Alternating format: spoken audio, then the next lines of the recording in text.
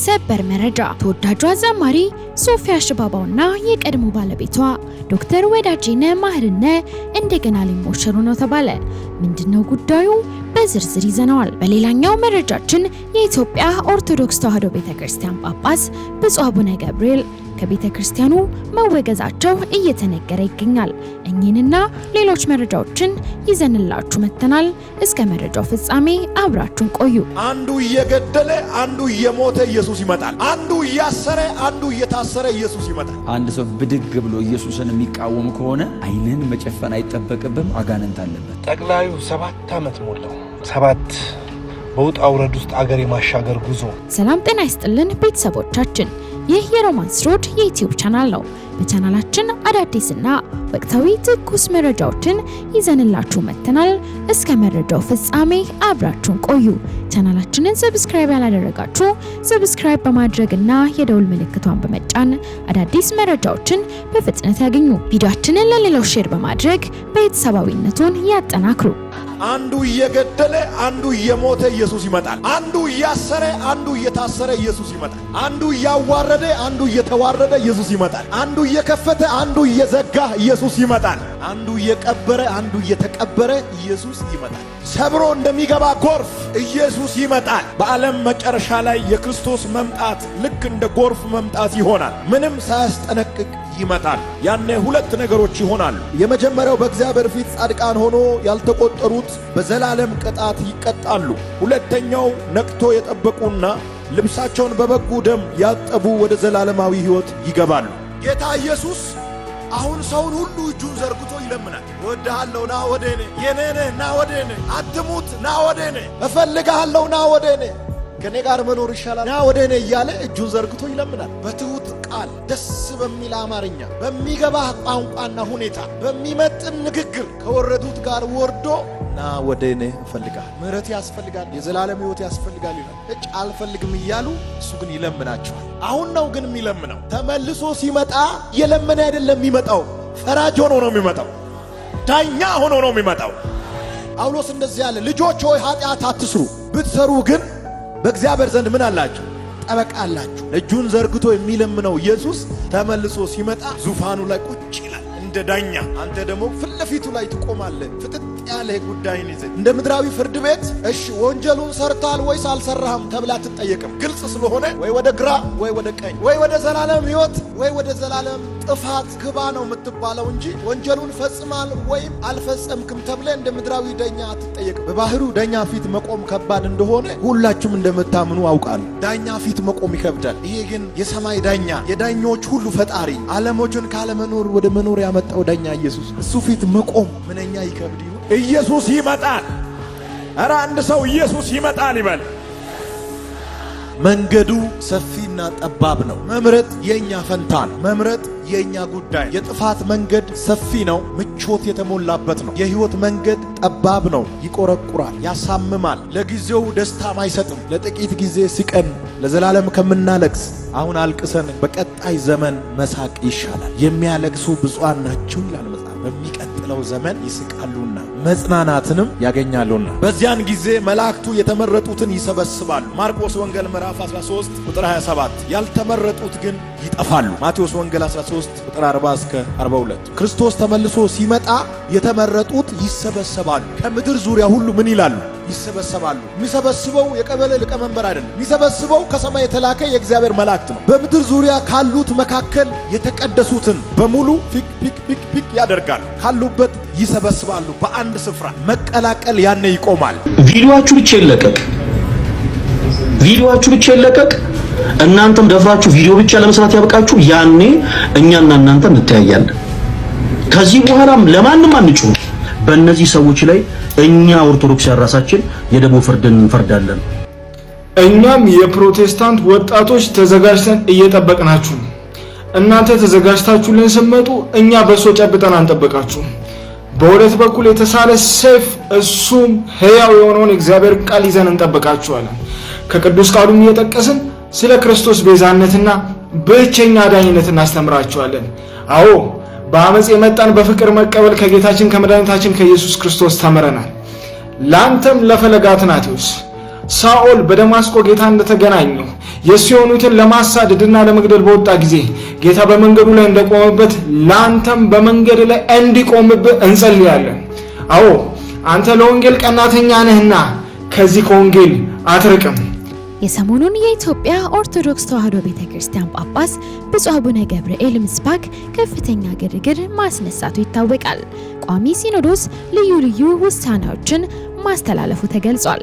ቋሚ ሲኖዶሱ ብፁዕ አቡነ ገብርኤል ከቤተክርስቲያናችን የነገረ ማርያም አስተምሮ ውጪ በፍኖተ ጽድቅ ጠቅላላ ማህበር አዳራሽ የሰጡት ትምህርትና በማህበሩ ሚዲያ የተላለፈው ሁኔታ በተመለከተ በዛሬው መደበኛ ጉባኤ በሰፊው ተወያይቶ ለመወሰን በያዘው ቀጠሮ መሰረት በጉዳዩ ዙሪያ ጥልቅ ውይይት ካደረገ በኋላ የሚከተሉትን ውሳኔዎች አስተላልፏል። ፍኖተ ጽድቅ ጠቅላላ ማህበር በተለያዩ ጊዜያቶች ከቅድስት ቤተክርስቲያን አስተምሮ ውጪ በሚዲያ ያስተላለፈው የስህተት ትምህርት የቤተክርስቲያናችንን አባቶች ሊቃውንታትና መላውን ሕዝብ ክርስቲያኑንም ያሳዘነ በመሆኑ በማህበራት ምዝገባ ክትትልና ቁጥጥር መምሪያ በኩል ጊዜያዊ የእገዳ ደብዳቤ እንዲደርሰውና በመምሪያው በኩል አስፈላጊ ጥብቅ ክትትል እንዲደረግ ሆኖ በጉዳዩ ላይ የመጨረሻ ውሳኔ መስጠት ይቻል ዘንድ 5 አባላት ያሉት ኮሚቴ እንዲቋቋም አድርጓል።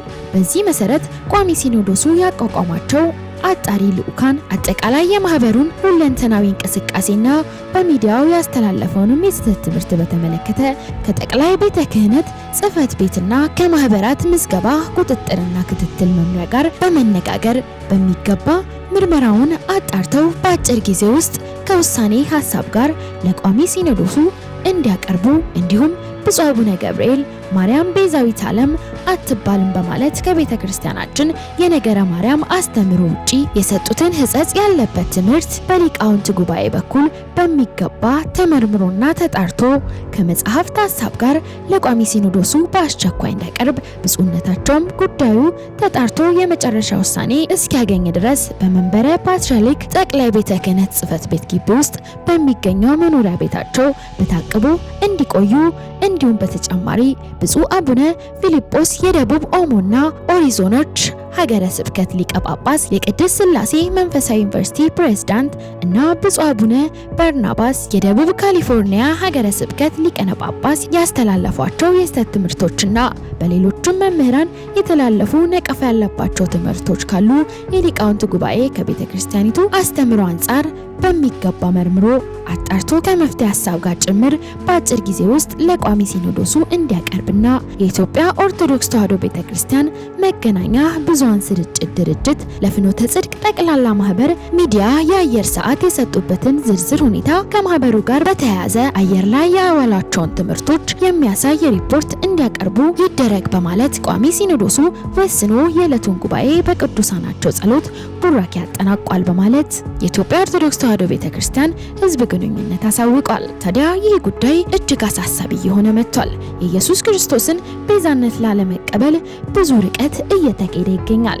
ታዲያ የኢትዮጵያ ኦርቶዶክስ ተዋሕዶ ቤተክርስቲያን ጳጳስ ብፁዕ አቡነ ገብርኤል እገዳ ላይ መሆናቸውና በቤተክርስቲያኑ ቅጥር ግቢ ውስጥ እንዲቆዩ በእገዳ ላይም እንዲሆኑ ትዕዛዝ ወጥቶባቸዋል። የሰሞኑን የኢትዮጵያ ኦርቶዶክስ ተዋሕዶ ቤተክርስቲያን ጳጳስ ብፁዕ አቡነ ገብርኤል የሰበኩት ምስባክ ከፍተኛ ግርግር አስነስቷል። ታዲያ ብዙሃኑም የተለያዩ ሐሳብ አስተያየታቸውን እያጋሩ ይገኛሉ። የኢየሱስን ቤዛነት መቀበል የታከታቸው በአንድ ጎራ በመሆን ጳጳሱን በማንቋሸሽ በመሳደብና በማብጠልጠል ሲጠመዱ ባልተለመደ መልኩ በኢትዮጵያ ኦርቶዶክስ ተዋሕዶ ቤተክርስቲያን ጳጳሳት አፍ የኢየሱስን ቤዛነት መስማት በልባቸው ደስታን የጫረባቸው ደግሞ በተቃራኒው ደስታቸውን የእልልታ የምስጋና ድምጻቸውን እያሰሙ ይህንም አባት በማበረታታትና በጸሎት ተጠምደዋል። ታዲያ አንድ ግለሰብ በፌስቡክ ገጹ ላይ በዚህ ጉዳይ እንቅልፍ ማጣቱን በመግለጽ አነጋጋሪ መልእክትን አጋርቷል። በመልእክቱም እንደገለጸው አሁን መተኛት ፈራው። ማታ በህልሜ እኛ አባታችን ኢየሱስ በሌለበት ጳጳስነት ምን ይጠቅመኛል?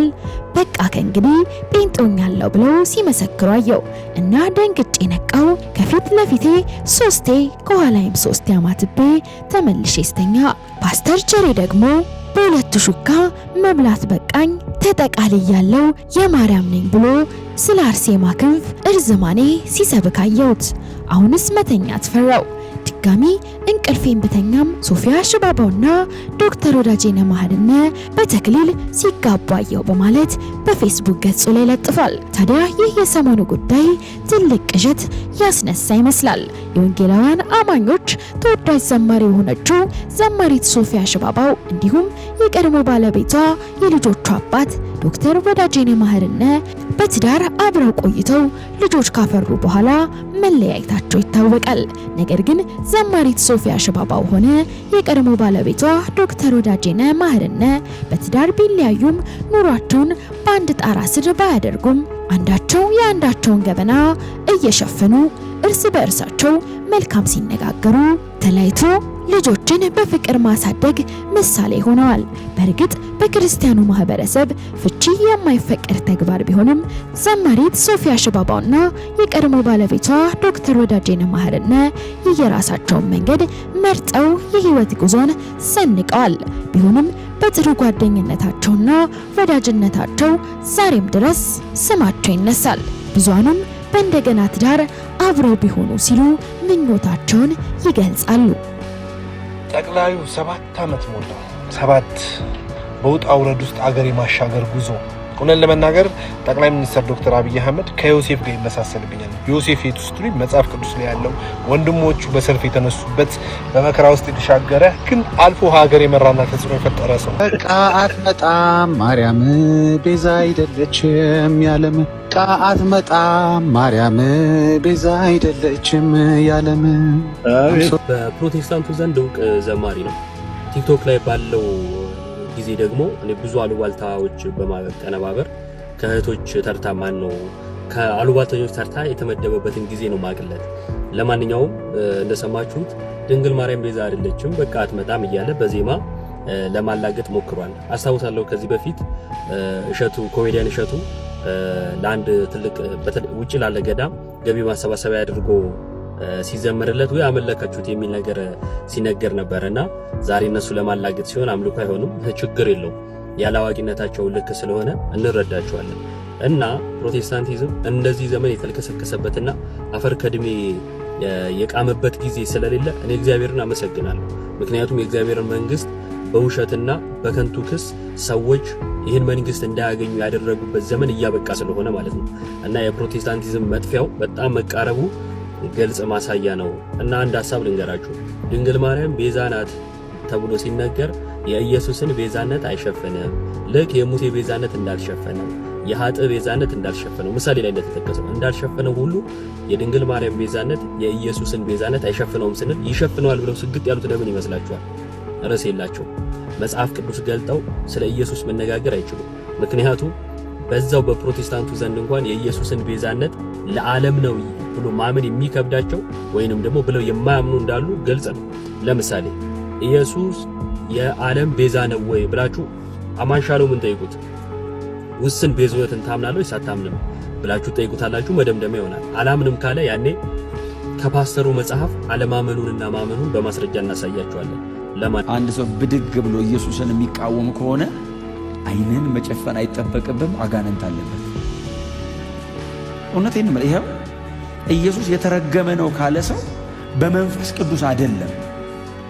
ታውቃላችሁ፣ ከእግዚአብሔርና ከሰይጣን ውጪ መሆን አይቻልም። በራስ የሚባል የለም። ሶስተኛ ክልል የለም። ወይ የእግዚአብሔር መንፈስ አለበት ወይ በጨለማው ግዛት ነው ያለው። ምንድነው መደንገጥ የለብን። እኛ ኦርቶዶክሶች መደንገጥ የለብን። እስኪሄድ ድረስ ማለት እስኪሄድ የሚሄደው ይሄ ነገር ካልተስተካከለ ወፈነጥታል። አጋራንቲ ኦርቶዶክስ ከተስተካከለልኝ የምፈልገው መጽሐፍ ቅዱስ ብቻ በቂ ነው ካለች አምግ የትም መሄድ አያስፈልግም። ግን አይ አላስተካከልም ከተባለ ማብራጋ የተጨበጨበለት ፓስተር ነው መሆኑ አበቴ። እኔን ተከትሎ መሄድ ደግሞ ጥግ ድረስ አመጣላል። እኔን ተከትሎ መሄድ በጣም ብዙ መጀመሪያ ልደብረው እችላለሁ። ጴንጤ ቤትም አስተካክላለሁ። ነጠላ ለብሰች ነው የምትመጪው። አሁኑ እየሰማች ነው። ጴንጤ ሴት ወንድና ሴት አብረሽ አትቀመጪ። ይዳው ያው ነጠላችንን ወሰዱት ብለው ይለጠልጡናል። አሁን በእውነት ነው የምላችሁ፣ ነጠላ ለብሰሽ ወንድና ሴት አብራ አትቀመጥም። ሴት ለብቻዋ፣ ወንድ ለብቻ። ነጠላ ለብሰሽ ተሸፍነሽ ነው የምትመጪው። ኦዬስ ተበላቅለሽ አትመጪም። ሞቼ ነው ቆሜ ነው። በስነ ስርዓት ነጠላ ተሸፍነሽ ወንዶችን ዲስትራክት የማያደርግ ልብስ ለብሰሽ ነው የምትመጪው። ኦያ ሙሉ ቸርች ስትመጪ ልታመልኪ ልታመሰግኝ ብቻና ብቻ ነው የምትመጪው። አምልኮትሽን አምልከሽ የምትሄጂበት ከባድ ሚዛን ነው የምሆነው። ስለዚህ ኦርቶዶክስ ተዉ። እኔ ከሄድኩኝ ነገሮች ይበላሻሉ፣ ኮንሰርት ይጀመራል። እየነገርኩ ነው። ቅዱስ ጊዮርጊስ ቢራ ይጨለጣል። እየነገርኩ ነው። እንደኔ ተቆጥቶ ያስተካከለ የለሽም። ኦርቶዶክስ የለም፣ ቄስም የለም። ከጠነጠጥኩ ከባድ ሚዛን ነው የምሆነው። ነግሬያቸዋለሁ።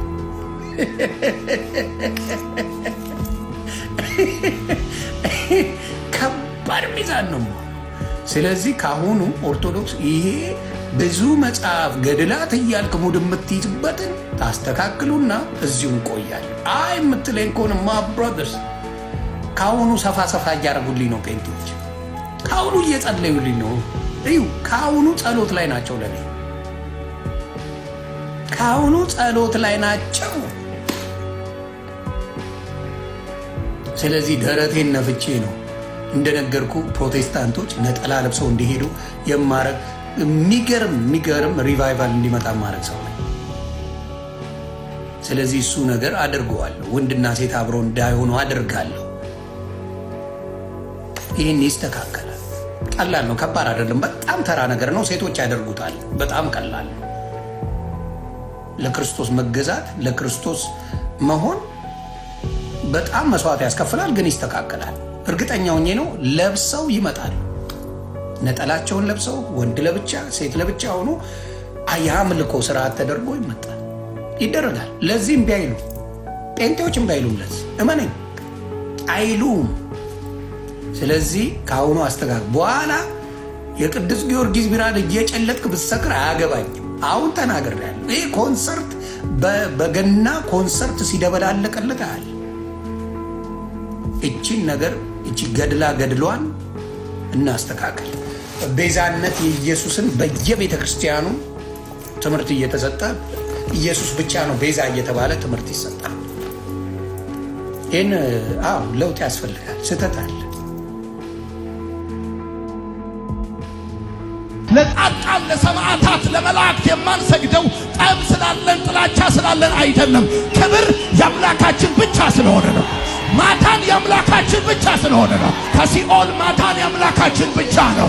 ከሞት ማዳን የአምላካችን ብቻ ነው። ከሰው ልጆች መካከል ማንም ሰውን ከሲኦል ሊያድን ከሞት ሊያስመልጥ የሚችል የለም። ከዘላለም ጥፋት፣ ከኃጢአት ደዌ፣ ከዘላለም ቅጣት፣ ከሲኦል ማዳን የአምላካችን ብቻ ነው።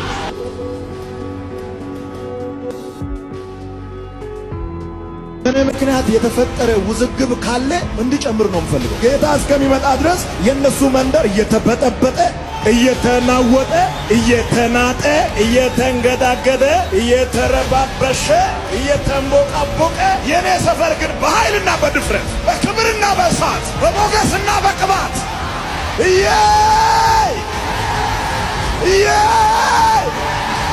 ሌላ አማላች የለም፣ ሌላ ጌታ የለም፣ ሌላ መካከለኛ የለም፣ ሌላ አዳኝ የለም፣ ሌላ ፈዋሽ የለም፣ ሌላ የሚመጣ የለም፣ ሌላ የተነሳ የለም። እሱ ብቻ ነው እኛ ጋር መልእክቱ። ሌላ ምንም የሚያወዛግብ ነገር የለም። ባለፈው ራዳር ይጣሳር ብዬ ስናገር የማን ሃይማኖት ነው አሉ። ወንጌልን እንደ ወንጌል የማይናገር የተኛውም ሃይማኖት ክልል 2015 ከመዘጋቱ በፊት የፍኖተ ጽድቅ ማህበርን የፈረንሳይ እና የቄራ ልጆች የፈረንሳይና የቄራ ልጆች ተሰብስበው አዲስ አበባ ውስጥ ያለው ወጣት በሙሉ ተሰብስቦ ሄዶ የሰው ንብረት እንዲያወድም የሚሰበሰቡ ሰዎችን እንዲመታ፣ እንዲደባደብ የጸብ የፍጅት ጥሪ አድርጓል። ይሄ ለመንግስትም ሆነ ለሚመለከተው አካል ግልጽ የሆነ ማስጠንቀቂያ ነው። ምክንያቱም ምንም አይነት ጥያቄ በሃይማኖት በኩል ሲመጣ መጽሐፍ ቅዱስን መሰረት አድርገው ሊመልሱ የሚችሉ ሰዎች አሉ። ምላሽ ከሌለ ደግሞ የተነገረውን እውነት መቀበል የሰዎች ግዴታ ነው። አይ በዛው ጨለማ መኖራለሁ ካለ መብቱን፣ በዛው ጨለማ መኖራለሁ ካለ መብቱን። ነገር ግን ድብድብና አመጽ በመቀስቀስ ሰዎችን በመጉዳት እውነትን እቀብራለሁ፣ እውነትን ይከፍናለሁ ብሎ መጣጣርና ለዛም አመጽ በግልጽ በሚዲያ በማናለብኝነት የደቦ ፍርድ እንፈርዳለን እያሉ አመጽ ማነሳሳት ግን